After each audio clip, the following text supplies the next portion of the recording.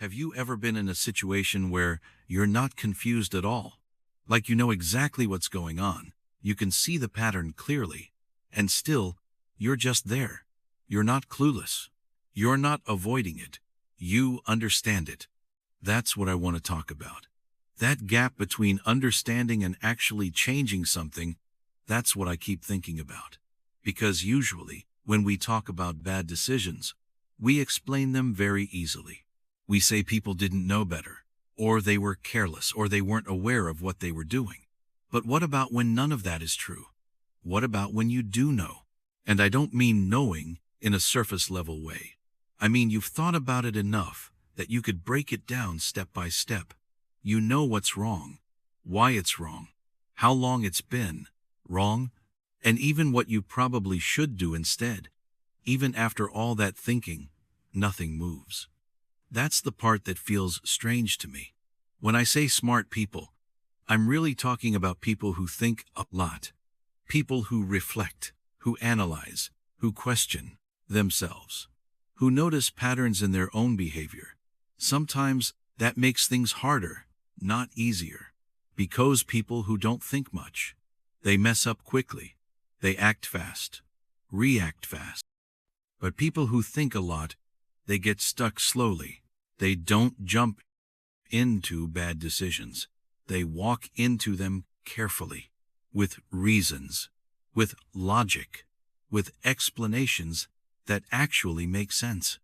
And that's dangerous.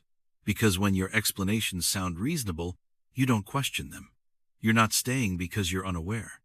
You're staying because it all feels complicated. And the scary thing is, none of this sounds obviously wrong. It sounds mature. It sounds responsible.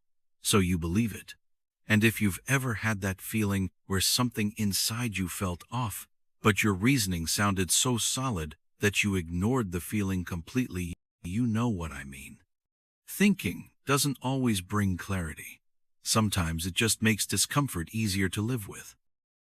Another thing I've noticed is how much we trust our future selves. We really believe that later we'll understand things better. That clarity will arrive at some point. That with a little more time, everything will make sense. But what usually happens isn't clarity. It's adjustment. You slowly get used to things. You stop questioning what you used to question every day. You lower expectations without realizing you're doing it.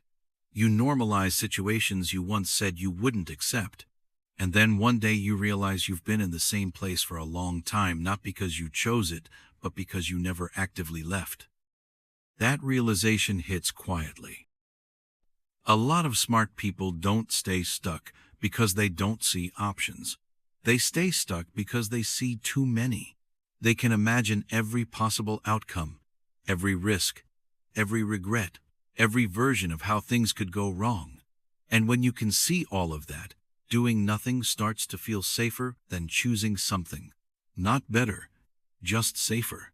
There's also ego involved, but not in the loud way people usually talk about it. It's more about identity. If you've always been the thoughtful one, the sensible one, the person who thinks things through, then making a bad decision doesn't just feel like a mistake. It feels like questioning your judgment as a person. So instead of changing direction, you explain.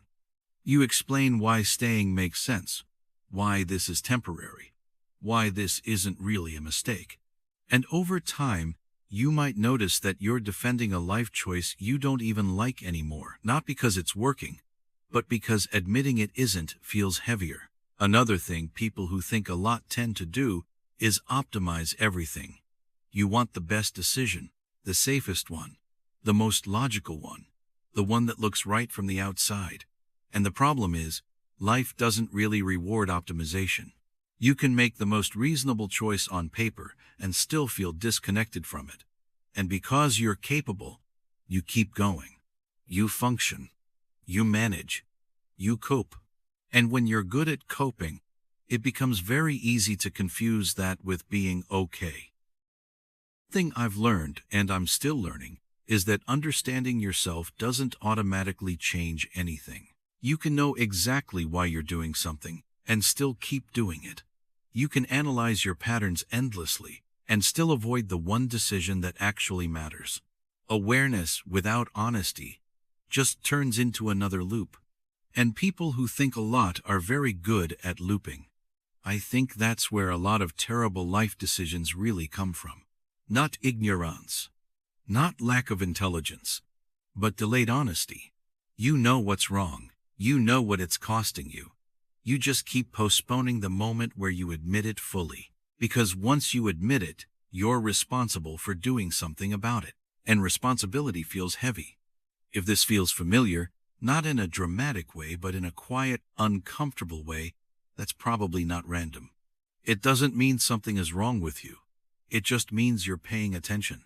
And maybe the difference between being smart and being wise isn't about knowing more.